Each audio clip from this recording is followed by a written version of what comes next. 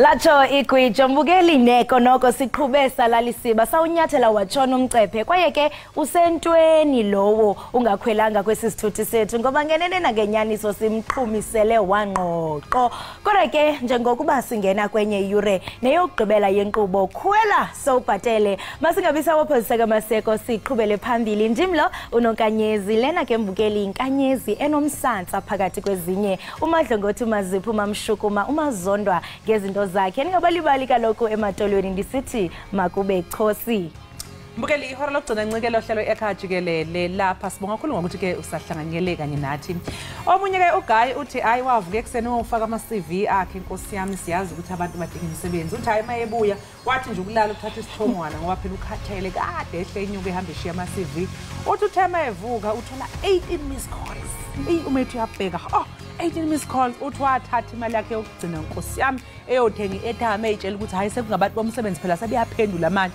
uthi nje methu yafona hayi ifoni ibanjwa umzali uthi compliment hayi ngoba kanti kuthiwa compliment kuze kube ni February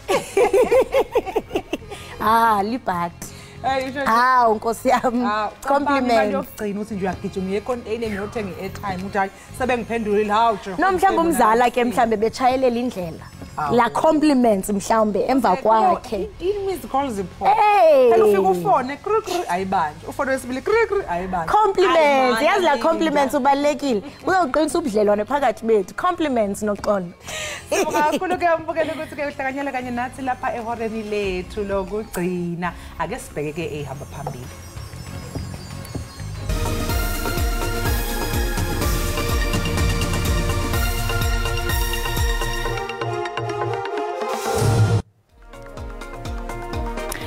Izaphoza lamalungu ANC asweleke kwingozi yendlela ibisingise kumsitho we-ANC embombela bakwazile ukuchonga imizimba yamalungu azo izidumbu zichongwe kwisibhedlela sasePietersburg eLimpopo Sehlonziwe izidumbu zamalungu e-ANC amahlanu aphangalale engozini yebhasi eMagubaskloof eLimpopo imndeni yabaphangalele ihlonze izidumbu zabathandweyo bayesibhedlela ePietersburg eBulukwane lamalungu e-ANC abesuka ebuhlokwa elibangise embombela ukuyokwethamela umgubho we-ANC wokuhlanganisa iminyaka eyi112 selokhule liqembu lasungulwa imindeni yabashonile ibikhungathekile ngesikhathi kuhlonzwa izidumbu abathandiweyo bayo bashone engozini yomgwaqo ngomgqibelo eMagubaskloof belibangise embombela embhiyozweni we-ANC wokuhlanganisa iminyaka eyi112 leli qembu lasungulwa We got a visit from the African National Congress Molamula sub-region and then to come and tell us that out of the people that were on the scene, out of those 5 people, then they suspect that 5 of them will be our loved ones. Kuzothi maphakathi nesonto elizoqala abezempilo bakhiphe imiphumela yokuhlolwa kwezidumbu. We are expecting them to bring their ID and the IDs of our loved comrades that have departed so that together with South African Police Services who are already here we must start with the positive identification process so that immediately when we are done our pathologists must start with the postmortems or autopsies. Abagibeli abangama57 bangeniswe ezibhedlela ezahlukene kanti abayishumi basathola usizo lwezempilo. We can indicate that out of the 57 only 4 it remains admitted in Gapane, 1 in Van Velden Hospital, 2 here in Mankweng and also 3 in Letaba. Imindeni izoqala amalungiselelo okungcwaba uma sekuphothulwe imibiko yokuhlolwa kwezidumbu. Umphathiswa wemfundo ephakamileyo inzululwazi nobuchwepheshe uGqirha Blade Nzimande ubhengeze inkqubo entsha yenkxaso-mali yeyimali imboleko ezakunceda ke abafundi abakwi-university kunye nabo abakwi-college i-TVET. Le nkqubo ke yenkxaso-mali yeebhiliyoni ezi-3.8 yezerandi izakunceda abo bafundi bangakwaziyo ukuxhamla phantsi kwenkqubo ye-NSFAS kuba ke abazali babo bafumana imali engaphaya kwe-350,000 rands ngonyaka. Ungqongqoshe uNzimande udalule ukuthi lolu hlelo lwemalimboleko kubafundi luzolawulwa ngaphansi kwesikhwama se-NSFAS. Isigaba salo sokuqala sizoqala kuwona lo nyaka. We have committed as government the initial capitalization fund totaling 3.8 billion rand to support the loan scheme in 2024 for the missing middle. 3.8 billion rand.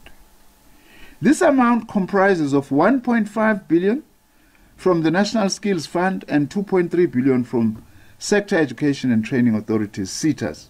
This amount we estimate will fund 47% of the missing middle students. Inyunyana yabafundi South African Union of Students ikholelwa ukuthi isimemezelo salolu xhaso lusha lwabafundi sinyathelo sisemqoka kakhulu. On average, a student will spend almost 120,000 per annum for their fees, advances, and other things. So it becomes very difficult for the parents to sustain that. And as a result, the students are actually finding themselves without funding, and most of them, they've had to drop out. And actually, even as we speak about the student debt, many of those that have this debt are actually coming from this particular missing middle because they are, they are unable to service that debt. Even when it comes to the restoration, universities are telling them that they must pay the previous debt before they can even be registered. Njengoba ungqongqoshe ebeqhubeka nesithangami bezindaba ngaphakathi, ngaphandle kwamahhovisi, i-Action SA ibiqhuba umbhikisho wayo wokuzama ukuphoqelela ukuthi uNzimande ashiye phansi njengongqongqoshe ngenxa yensolo zokuthi igama lakhe nosihlalo webhodi le-NSFAS u-NS Khoza bayathinteka kulabo abagwazelwa yinkampani eyihlomula ngamathenda ku-NSFAS. Umnyango wezokuthutha Eastern Cape uthi konke sekumi ngomumo ukuthutha abafundi abathembele ezimotweni zomnyango uma sekuvula igole ngelesithathu. Umnyango uthi ubulokhu uhlola imigwaqo ukuthi iphephile yini nokho-ke i-DA kulesa sifundazwe ithi umnyango uzophelelwa imali yokuqhubeka nalolu hlelo ngoba ubungahlelile kahle. Umbutho ophikisayo i-Democratic Alliance uthi uxhalabile ngenkqubo yokusewa kwabafundi ezikolweni. Lo mbutho uthi le nkqubo yaphelelwa imali ngoNovemba wonyaka ophelileyo. Kwaye oku kubangele ulibaziseko kubhataleni abo basale nkonzo. Democratic Alliance has warned the department when they tabled their budget in April that was hopefully inadequate and insufficient to fund this program until the end of the financial year. Ukanti abo basale nkonzo bamemelela isebe liqwalasele umba wokufunquka kwamafutha xa kusenziwa izivumelwano. Kwesi sivumelwano ke sisuka kuso ibingekho ke lo mcimbi we-fuel escalation. As a result ibisichaphazela kakhulu lonto ngoba qho kunyuka amaxabiso we-fuel besoloko sisafarisha ngolona hlobo. Kusenjalo isebe lona lithi lenza konke kusemandleni ukuqinisekisa ukuba kukho maginxi-ginxi kweli candelo. Siyafuna ukubaqinisekisa abantu bephondo leMpuma Koloni ukuba abantwana who have applied and qualified for iScholar Transport sizabe sikhona ngosuku lokuqala. Limile ngelithi isininzi sabantu abathutha abantwana sele bebhatelwe kwaye ongakayifumani imali yakhe aze andwendwele iiofisi zesebe. Abongile Yankees kwiindaba ze-SABC eMonti. Lamkelwe njengamagorha iqela lamaqwethe belimele eli kwityala lokubhubhiswa kwesininzi eGaza lilizwe laseSirayeli kwinkundla yezizwe eNetherlands. Isirayeli zikhaba ngawomane izityholo. Amanye amalungu aleli thimba labameli amukelwe njengamaqhawe esikhumulweni sezindiza i-OR Tambo eGoli. Leli thimba belimele iNingizimu Afrika enkantolo yamazwe omhlaba yezobulungiswa ezinze eThe Hague eNetherlands. Obviously, nobody knows what a court will decide. This is the World Court. It comprises of 17 judges from different nationalities, and they will apply themselves now that they have had the argument, and we expect an outcome relatively soon. Umnyango wezobulungiswa ucilisekile ngezethulo ezenziwe yileli thimba labameli njengoba iNingizimu Afrika imangalelela kwa-Israel ngokubhujiswa kwabantu abaningi basePalestina. South Africa remains at the disposal of the court for any supplementary information that they may require. So this was about provisional measures, which if the court comes out in the next 10 days or 3 weeks, will be about whether provisional measures are granted. Abantu bakuleli baphume ngobuningi babo ukuzokwamukela leli thimba kanti bayazigqaja ngomsebenzi walo. we are so proud of our team that represented us at The Hague. We need to stand against oppression irrespective of where it is, and we need to talk out about the atrocities that Israel has committed against the innocent Palestinian civilians. Njengoba umhlaba usibheke ngabomvu isinqumo saleli cala, labo abeseka elakwa Israel bathi leli yazwe linalo lonke ilungelo lokuzivikela. An obligation of every government and every part of societies to protect innocent citizens, and South Africa would do well to protect their own citizens, and the government of Israel is doing exactly that. Umbuso namhlanje uza kuthi thatha ingxoxo zawo phambi kwenkundla kaMantyi yaseMulupo eMntla-Ntshona malunga nokuba kutheni engafanelanga anikwe ibheyile umtyholwa uAgnes Sithwanto. uSithwanto wabanjwa kwenyanga kaNovemba ophelileyo ngezityholo zokubulala umtshana wakhe uBunolo Mudisaimang kuba ke ifuna imali ye-insurance. Igqwetha likaSithwanto laxoxa ngelithi akukho bungqina baneleyo bokuba inkundla ingamkhanyela ibheyile. Unkosazana Dlamini Zuma usememezela ukuthi uzothatha umhlala phansi esikhundleni sokuba yilungu le-ANC ePhalamende emva kokhetho likazwelonke. uDlamini Zuma unqabileke ukubuzwa mayelana nabasohlwini lwamalungu e-ANC azosebenza ePhalamende. uDlamini Zuma waba lilungu lePalamente emva konyulo lwenkqubo yentando yesininzi waze wabamba izikhundla eziliqela zobuphathiswa.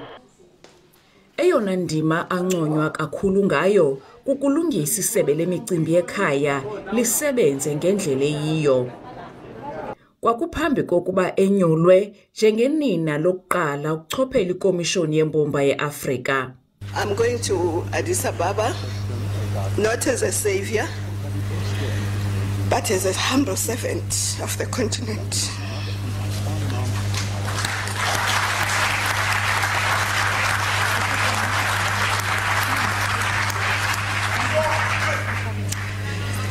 To contribute to the collective continental effort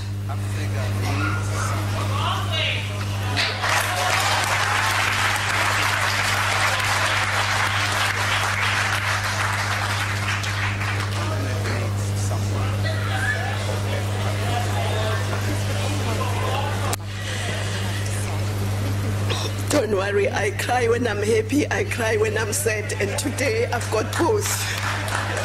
Emva kokungabikho ePalamente iminyaka emihlanu wabuya esithi ukulungela ukusebenza kusona siphina isikhundla. I've been informed by the office of the chief whip and the SG of the ANC that I'm coming here to be a member of parliament. Wayengekho ngexesha iNational Assembly votela ukwamkela ingxelo engokususwa kuka-Advocate Busisiwe Mkhwebane njengomkhuseli lontu. Tinglulama Matya wendaba ze-SABC eParlamente eKapa.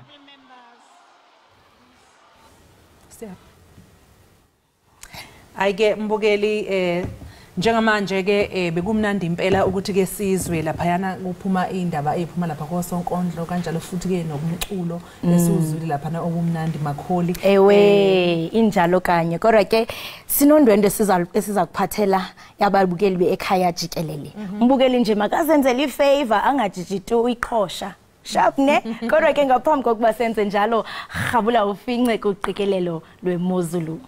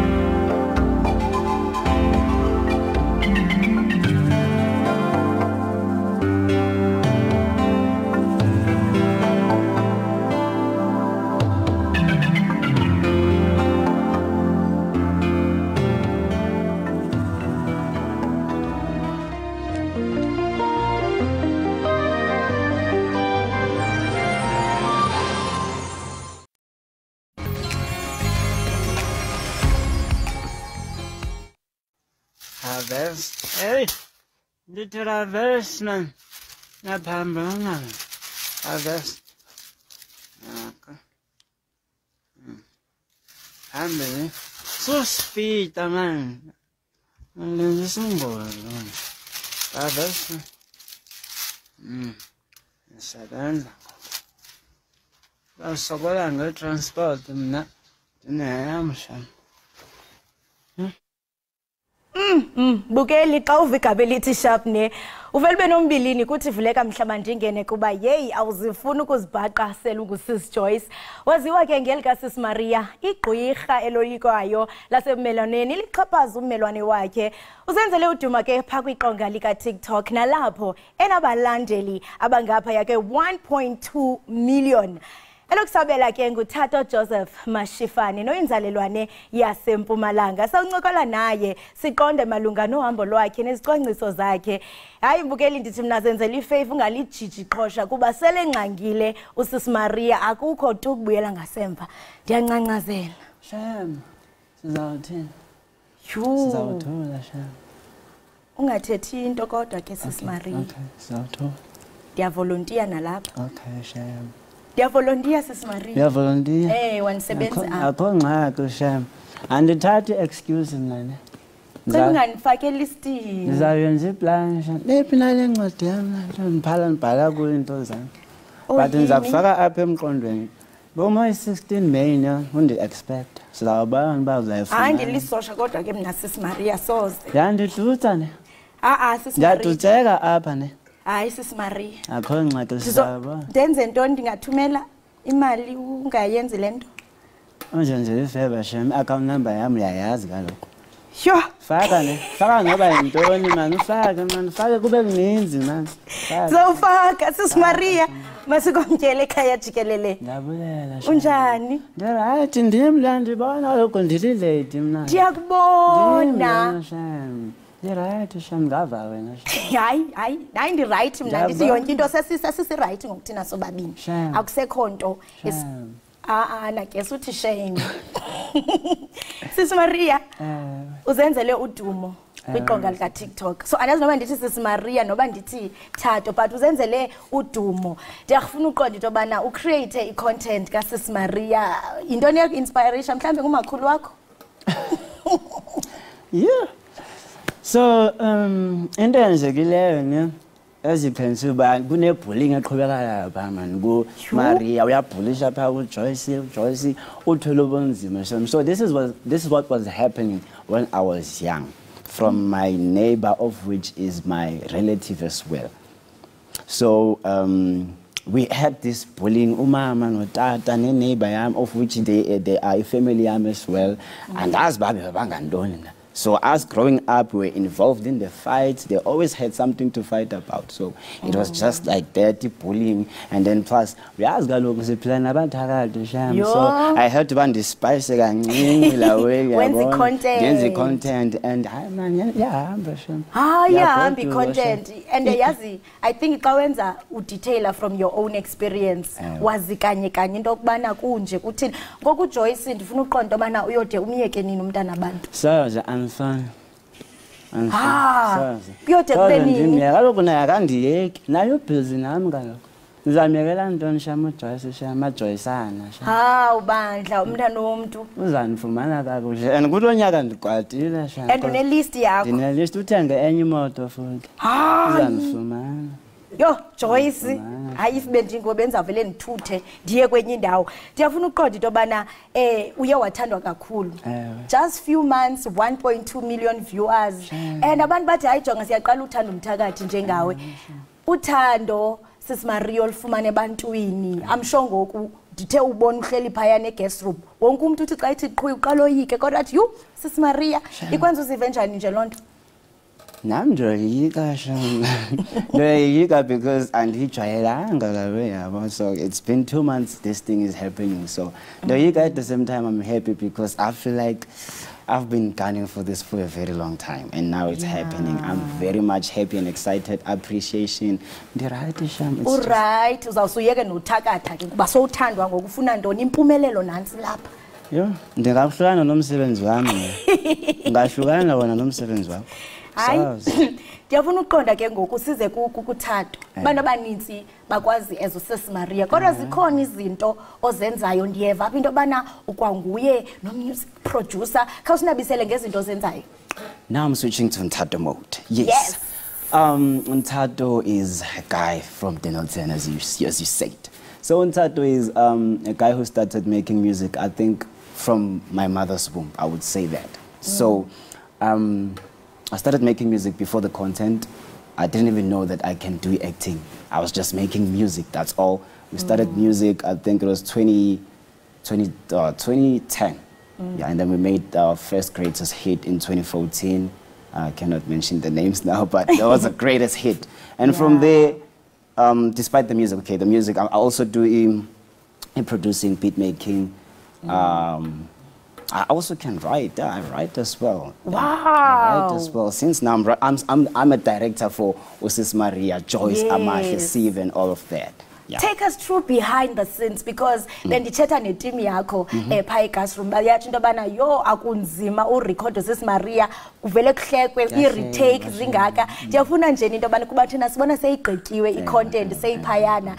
Take us through the production side. The production side, yeah. It's nice, but it's actually draining at the same time because when we start shooting videos, we don't play, we work. We work very hard. From 5, we are awake. We're just sitting, pray around whatever time is tandazangayo, and then we start working, maybe start shooting around 7 or 8. Then we're going to finish maybe ngabo 5 ndambama, depending how tired we are, but we start working very early. Very early. We don't play. Hey, and we drop videos. Back then, we used to drop like 6 videos per day.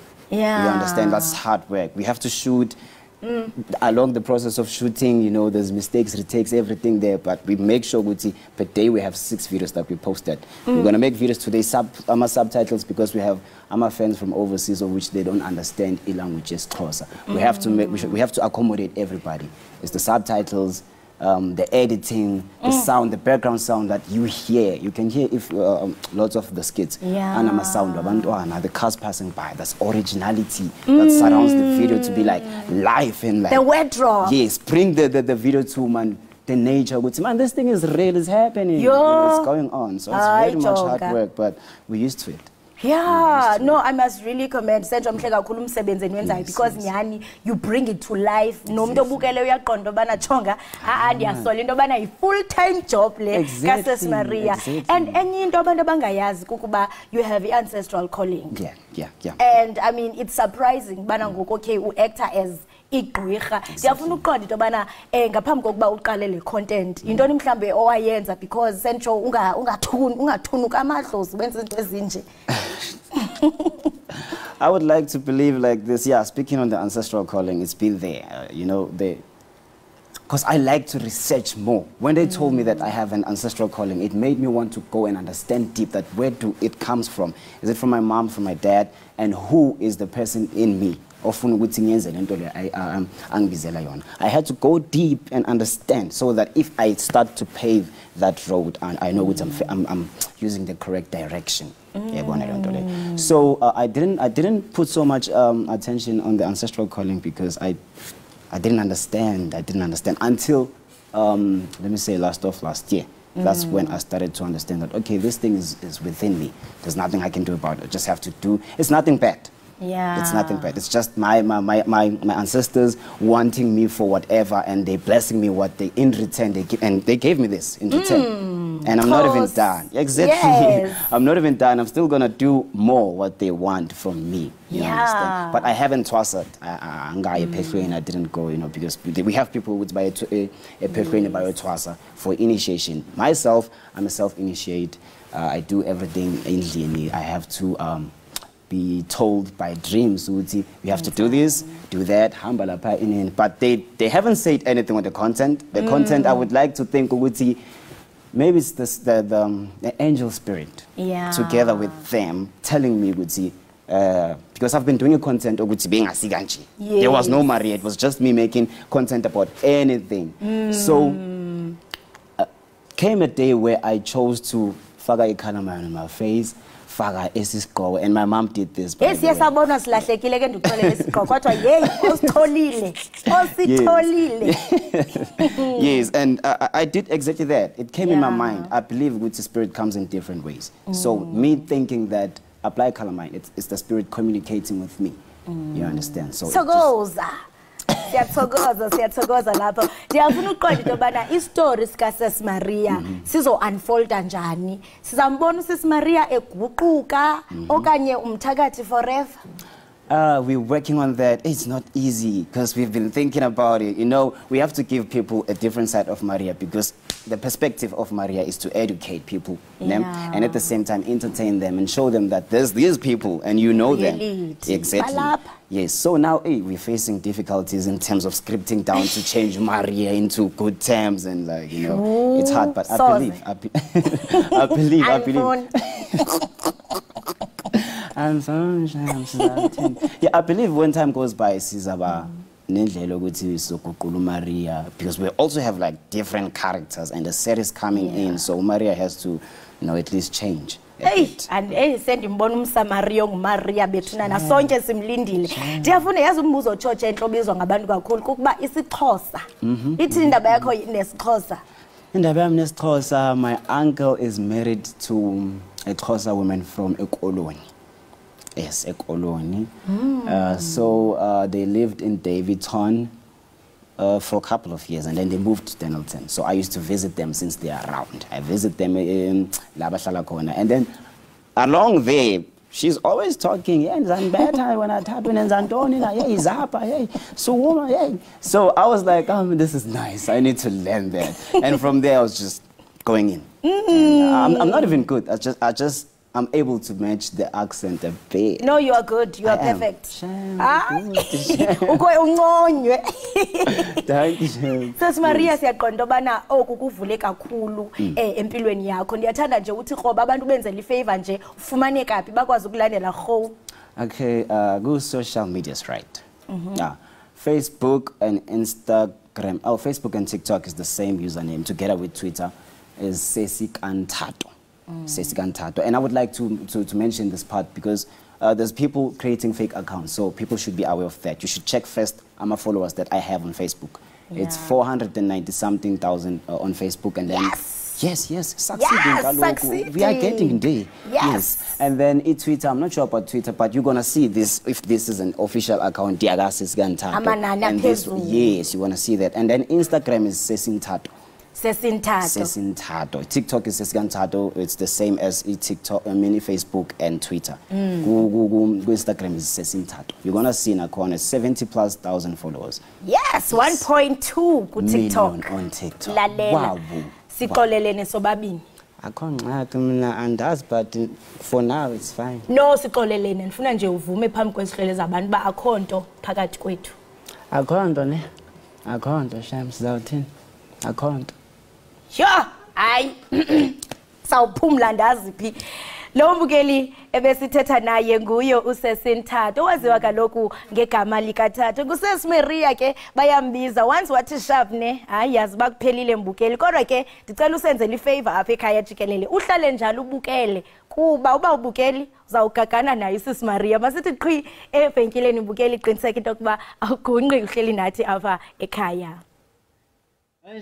Hlukana nakwenze test. Awukwazi uba usucceed ngathi uyaphambana ipromotion imoto umntana wakho ukumatric usive usevasithi ngoku ugqiba uthenga impahla in a 1 month Joyce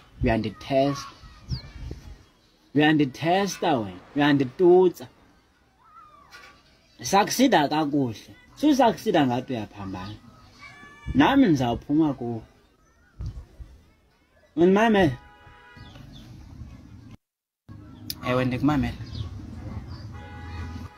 Ewe.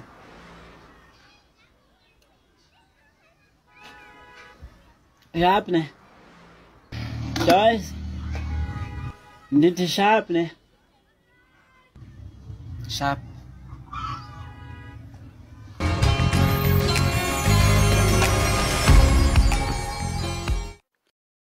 Of the earth I suppose the change in your life will be your star on the sky. I suppose the change in your life will be your star on the sky. That one day I hope the heavens will read you a sign. That cloud will surrender to you. With heavy rain dropped on 4 corners of the earth, I suppose you drown in the air, but woke up because it was just a dream, to find memories have been replaced by a big snake. Its eyes shine bright like moon, provoking darkness at night. So you take a knife and draw on a wall a picture of a rainbow. You cut it half and let it bleed on your own hands until it becomes your own tears, that when you feel you're at home. Joy, peace, and happiness on my eyes. Tell a beautiful scenario, source of the earth. In this life of checkered board of night and days, where destiny of men pieces plays, see that tire moving mates, one by one back in a closet. Lays, lays, lays.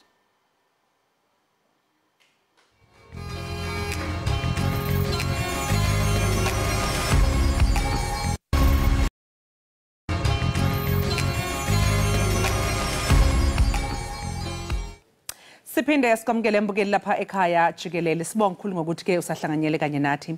Ukugula kwesikhumba okufana nezinduna kanye neeczema kungaba yinkinga ezimbi kakhulu futhi ezisongela ngisho nezempilo. Lokho kunemphumela esikhashana kanye nehlala njalo. Kanti ke enye yezimbangela ufuzo. Ingabe likhona yini kodwa ke ithemba ekulapheni lokhu kugula? Uxoxa nathi kabanzi ngalolu daba njengamanje sixhumana ngohlelo lweZoom noDokotela Ulanga. Dr. Langa sikubingelela sikwamkelela ekhaya Jikelele. Sibonga kakhulu ngesikhathi sakho. Good morning, how are you? Siyaphila, siyabonga kakhulu ukuthi sibe nawe. Besicela nje Dokotela ukuthi mhlambe usiqale usichazele nje ukuthi ikuphi ukugula okukhona kwesikhumba kanye nje ke nezimpawu ama symptoms nanokuthi ke zehluka kanjani. And Dr. Can you hear me? Yebo Dr. Siyakuzwa, besacela nje uthi usivulele ne video yakho khona sizokwazi ukubona. Okay, no problem. I'm post call, but I'll switch it on.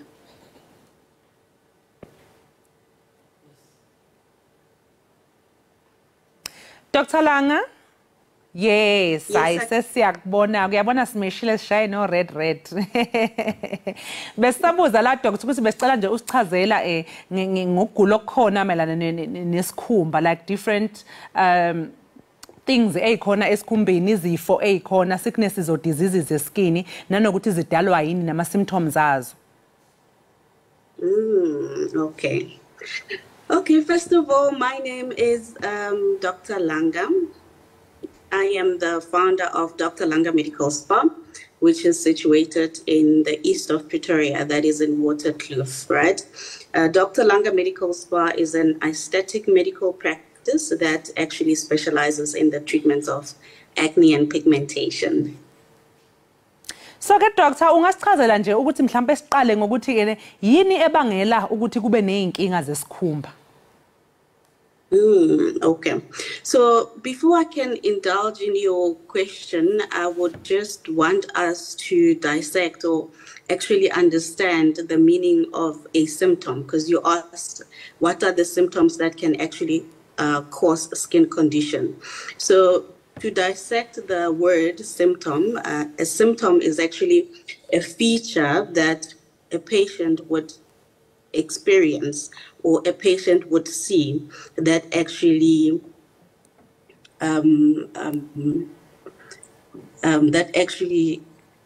propels one to actually recognize that they have a condition.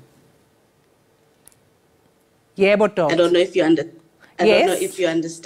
Yeah, but yes, so a symptom is a feature that a patient would experience or a patient would see that is regarded as an indication of a particular condition or a particular disease. So to answer your question, let's look at, for example, acne, which is a very common skin condition that occurs when the hair follicles become clogged up with oil and dead skin cell. So typically one would experience pimples, and these pimples usually occurs on the face, they occur on the chest, they occur also on the upper shoulders as well as the back. And these pimples actually present in different characteristics, right? You might have pimples like blackheads, pimples like whiteheads, and the difference is that the others actually are darkened and the others, they've got a white center. You might have pimples presenting as nodules, which are very hard and big pimples on the skin, and you might have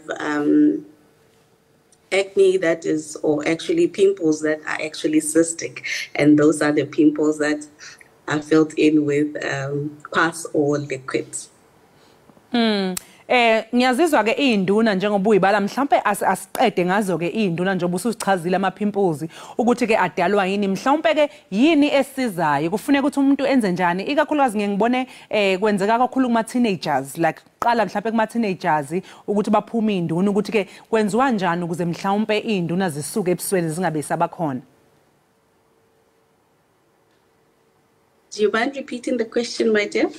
As you were speaking about pimples, so I was asking what's the remedy? Like, how can you then get help in terms of pimples, especially because sinogwabona kakhulu kuma teenagers ukuthi ikuphi okusizayo okungenza ukuthi pimples aphele.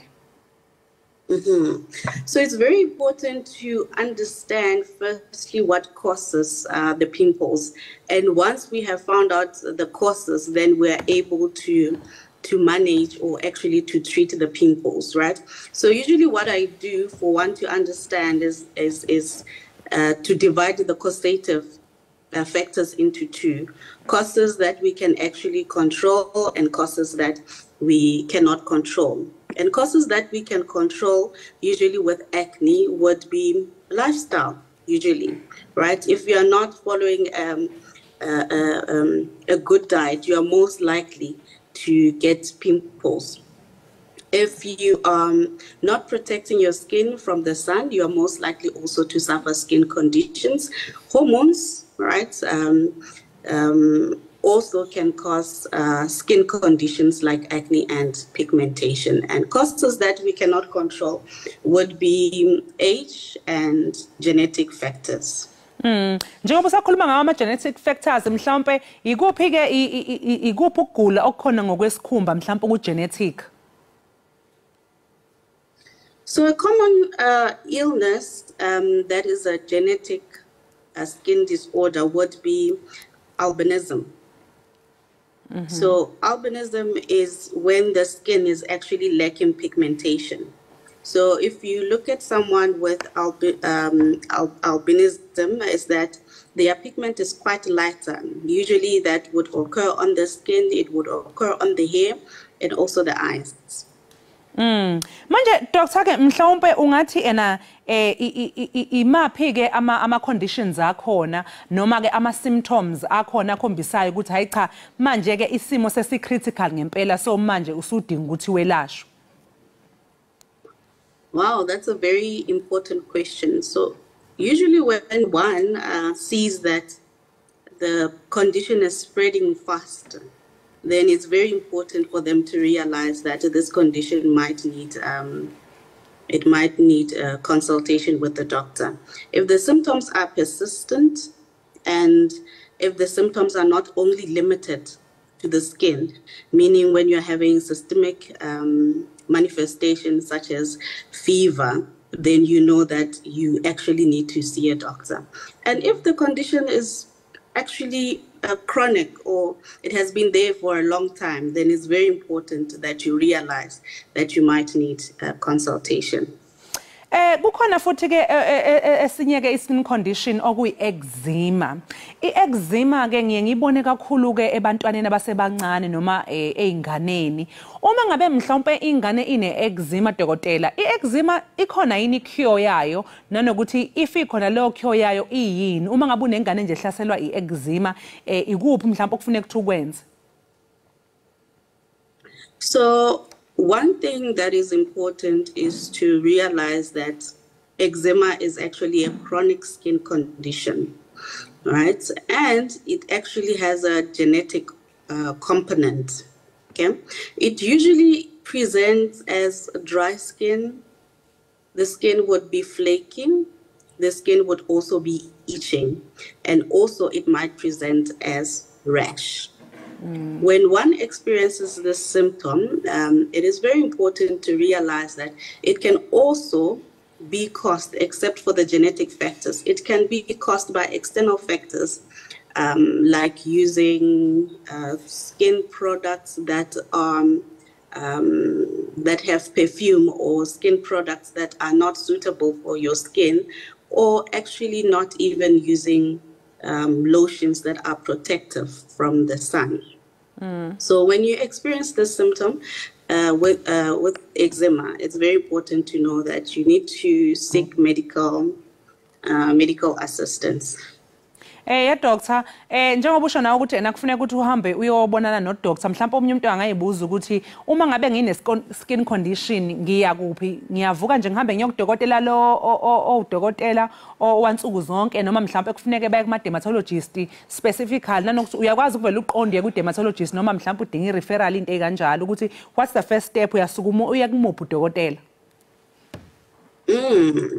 Okay, so you will need to see your general practitioner, right, who will be able to assess and analyze the skin and make a diagnosis. And based on the diagnosis, that's when we would look at an option of treatment or an option of referral to either an aesthetic doctor, which is me, or a dermatologist. Sibonga kakhulu ke ngesikhathi sakho dokotela, sikufisele nje nosuku oluhle. Lawa ke bekudokotela wesikhumba udokotela uLanga obexoxa nathi ke kabanzi nezifo zesikhumba ezahlukahlukene. Ngemukela sethemba ukuthi kukhona okucoshile kule nkulumo yethu. Asiquke ngasayitolo, siyabuya emva komzuzwana.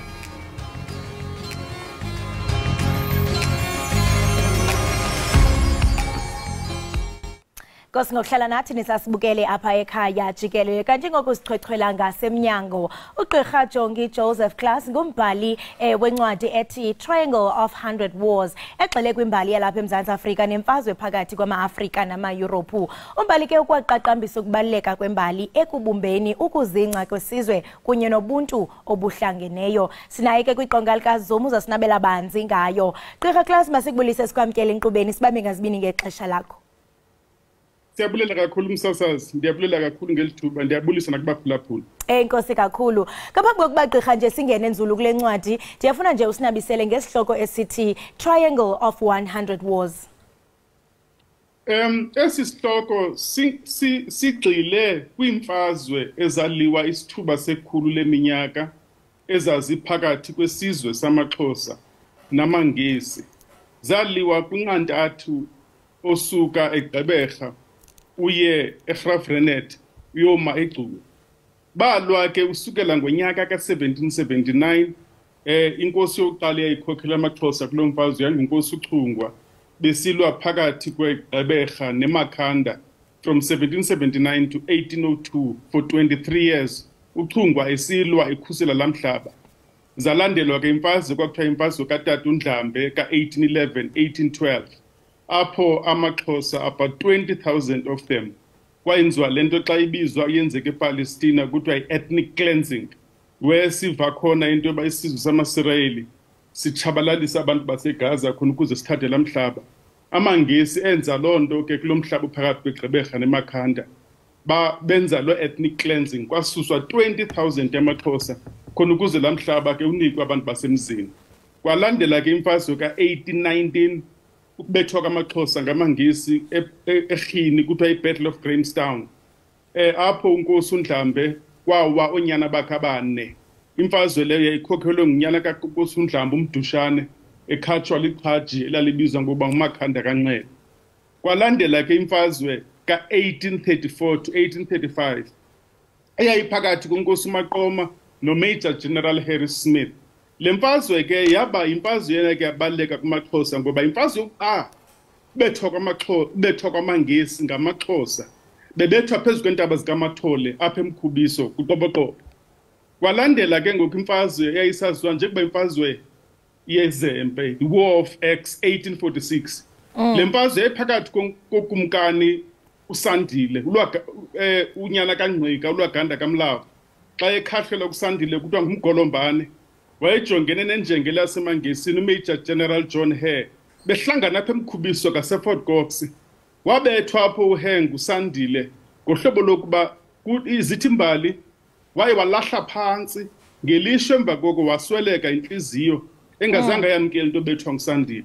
Gqirha Kwathiwa ngaye kwiUniversity yaseFort Hare. Gqirha Klasi ndiyathanda ufumanisa kwanesprofeto sika Mbonikazi uNongqawuse nesprofeto sakhe sibonakala ukuthi kunanamhla. Sorry uvakala ukude. Uyandiva? Inoba nje ingxaki nje kodwa bendibuza ngesprofeto siye Mbonikazi uNongqawuse uba sona sithini na kuba kuyabonakala into kubana kunamhla kusabonakala into bana amaXhosa asaphithene izimvo zabo azimnye ngenxa yesisiprofeto. Ndiyathanda into bana usinike ulwazi oluphangaleleyo ngokwathi kwenzeka. Kule ndaba kaNongqawuse ndithi ayikho lonto zange yenzeke. Into eyenzekayo kubethwa kwamangesi kwimfazwe ezintathu zilandelelana. Emva koko babona into bazise inkomo ezine-lung sickness zisuke eEurope zitshabalalisa inkomo zamaXhosa. AmaXhosa ke ngo-1856 otsho ngo-1857 aye abulala inkomo ezigulayo ngendlela yokusindisa ezo zingekafi. Yiloo nto kwabulawa inkomo. Hayi kuba kwakusivwa isiprofeto sikaNongqawuse, kodwa zazibulawa kuba zigula i-lung sickness eyayisuka eEurope. Injongo zayo kukutshabalalisa inkomo zamaXhosa. Ndiyethanda ukufumanisa into yokubana ozawuthi ayifumane le ncwadi ayifunde njengoko. Hello. Ewe gqirha uyandiva kwelakho icala? Ndiyakuva kodwa manuvakala ukude msasazi wami. Uxolo wethu gqirha, uxolo ngamaginqi-ginqi nje obuxhaka-xhaka. Bendifuna uqonda wena gqirha into yoba ngaba umntu ozawuthi ayifumane le ncwadi njengoko inabisele ngembali etyebileyo apha kwaXhosa nokulwa amazwe aphesheyo. Yintoni azawuthi ayifumbathe kwaye ifumaneka phi? Le ncwadi umuntu angayifumana online uye nje pha kuGoogle utype Triangle of 100 Years Wars. Maninzi amacandelo ayithengisayo ngohlobo lesibizo ngoba i-electronic book ungayifumana ngelasemzini. Ngoku ke ngosise kwi-process apho sifuna into yoba ifumaneke as hard copies kwindawo apho kuthengiswa khona incwadi ezifana ne-exclusive book. Kodwa ngoku na anytime umuntu eyigooglisha le ncwadi angayifumana electronic book which is much cheaper.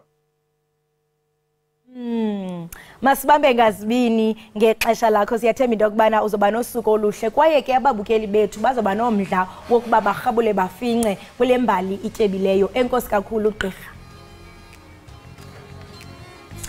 Right, imbukeli we-Ekhaya Jikelele lowo ke ibingugqirha Jongi Joseph Class, umbhali wencwadi ethi Triangle of 100 Wars egxileke kwimbali yalapha eMzantsi Afrika nemfazwe phakathi kwama-Afrika nama-Europe. Siziqela ke siziqongqotha ngolo hlobo si-Ekhaya Jikelele. Sibambe ngazibini kwembukeli ngokuthi wenze idinga nathi. Namhlanje sikhona kokhona ngomso sabuye sikuphakela zitshisa.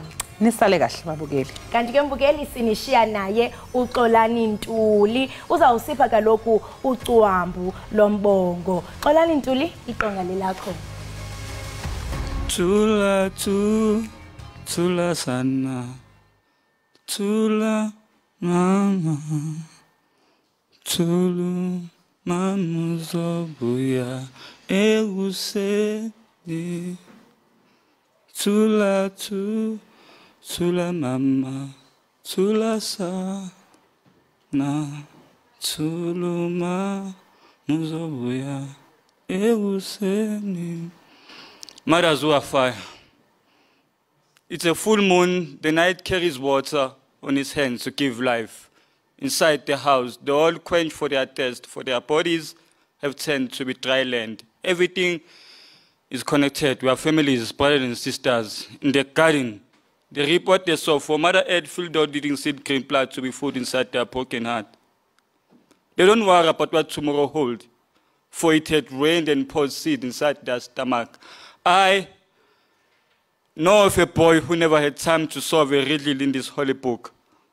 His what drives seeds left behind. Water comes out to freeze in his burning eyes, in his mind. Everything is swallowed by light that shines bright. His mother's absence is flat. His father has mud inside his bone to heal the bleeding wound. Blood comes out and falls in and praying, you see. I had a mother who was once fire, but water drowned her. My mother is a desert with no trees to house the oxygen. Through her, I can't breathe. Her absence is boiling volcano inside the temple of God. Mothers burns into ashes and smoke up to follow the cold wind with no directions of where to go. In the traditions, where queens don't honor their kings to create a family out of the fertile soil, together to create God's image out of it. We became children who are chasing fire for warmth. We seek knowledge and wisdom and understanding in the air, for we don't know where mothers have dwelt. Only when the teacher left, the lesson never learns. I feel pressure. For fire can cook my food, it can warm me. If misused, it can burn me. Somehow I want to ask my father of how my mother's heartbeat sounds like inside my taste bud. But then I could feel his vision memorizing her through the darkness at night.